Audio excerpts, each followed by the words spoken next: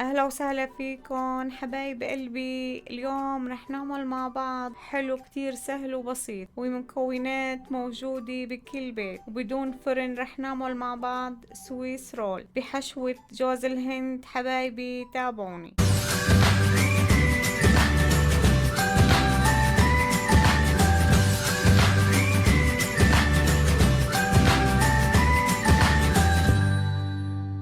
رح نحتاج لعمل حشوة سويس رول كاسة حليب بارد، رح نضيف إلها كاسة شاي سكر، وراح نضيف كمان كاسة شاي سميد ناعم. راح نحركهم هيك حبايبي مع بعض لحتى ينمزجوا مع بعضهم، وراح نحطهم على نار هادئة مع تحريك مستمر.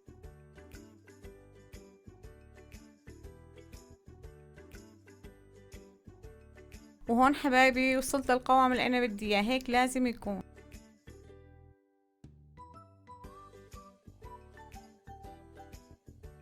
هلا راح نضيف له معلقتين طعام زبدة، بنحركهم شوي وبنرجع بنحطهم على النار لحتى تذوب الزبدة.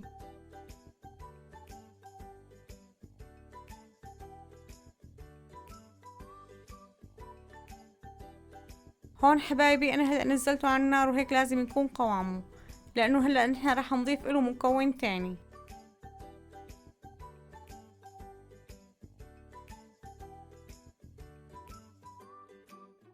انا عندي كاستين جوز الهند، وهلا انا رح اضيفهم بالتدريج. بنضيفه بالتدريج حبايبي وبنحرك لنشوف قديش تاخذ معنا الكمية. انا ضفت الكاسة الاولى،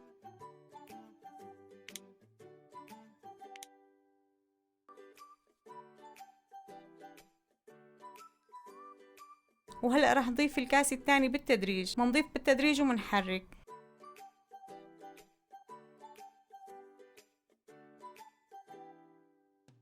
وهاي الكمية اللي عملتها انا اخذت معي كاستين جوز الهند.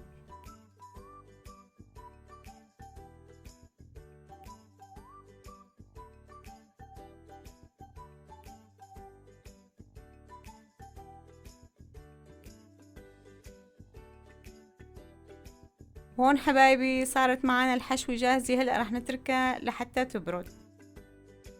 هون حبايبي عنا 3 علب بسكويت. هلا انا راح اطحنهم ناعم وارجع لكم مشان نعمل عجينة البسكوت.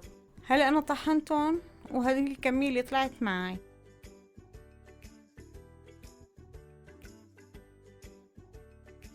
هلا راح نضيف 4 معالق طعام كاكاو، بنحركهم هيك شوي على الناشف لحتى يختلط الكاكاو مع البسكوت.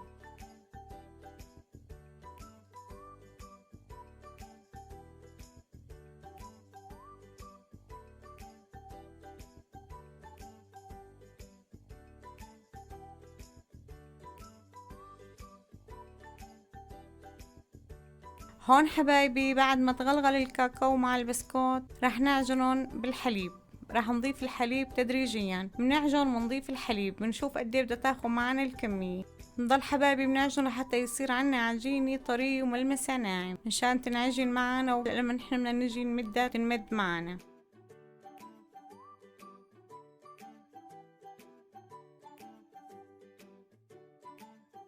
وانا اخذت معاي كاستين حليب، مثل ما قلت لكم نضيف الحليب بالتدريج.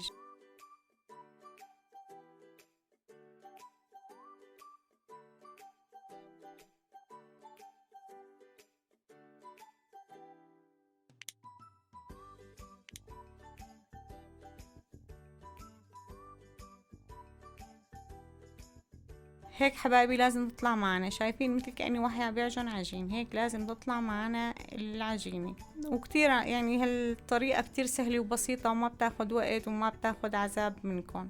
هون حبايبي لازم يكون عنا نايلون، لازم نفتح العجينة عن نايلون. أول شي هيك بنفتحها شوي بإيدنا وبعدين بنفتحها بالشوبك، يعني بنضل حبايبي نفتحها بالشوبك لحتى يصير يعني سماكتها سنتي ما أكتر.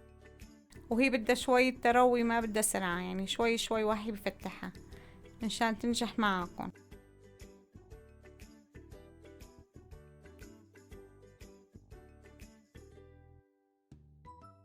وهلا حبايبي رح نحط الحشوة اللي عملناها، رح نمدها بالتساوي. صدقوني هاي الحشوة كتير طيبة، بنصحكم تعملوها. جوز الهند عطى كتير طعمي للسميد وللحليب، يعني عن جد كتير طيب طلع هاي الوصفة.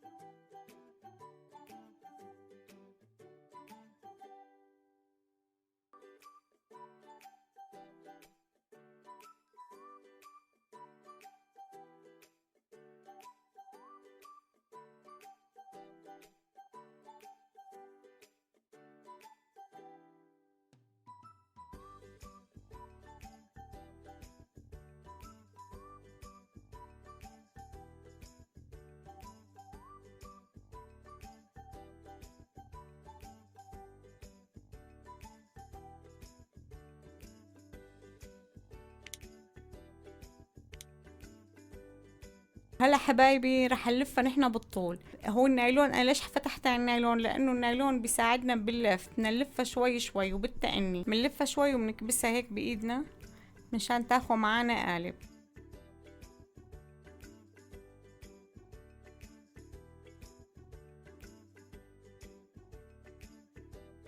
وهيك حبايبي انا خلصت لف. مثل ما قلتلكم نضغط عليها شوي مشان تاخد معنا قالب. هلا راح نحطها بالثلاجة 3 ساعات. وهون حبايبي بعد ما مر 3 ساعات انا هلا شلتها من الثلاجة، وهي هاي الوصفة ما طيبة الا هي وباردة.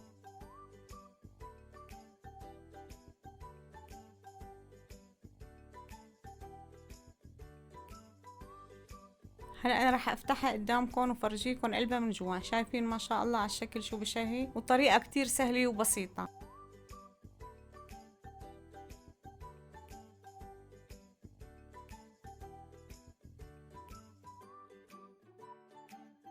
وهون حبايبي انا هلا رح ازينها بصوص الشوكولا. عندي 60 غرام شوكولا. هلا انا رح كسرها وحطها بحمام ساخن لحتى تذوب الشوكولا. وهون حبايبي رح زينها قدامكم بهاي الطريقة. شايفين ما شاء الله على الشكل شو بشهي، وطريقة سهلة وبسيطة وما بتاخذ معكم وقت واقتصادية. بنصحكم بهاي الوصفة تعملوها، وطلعت وصفة أكتر من رائعة خاصة في فصل الصيف.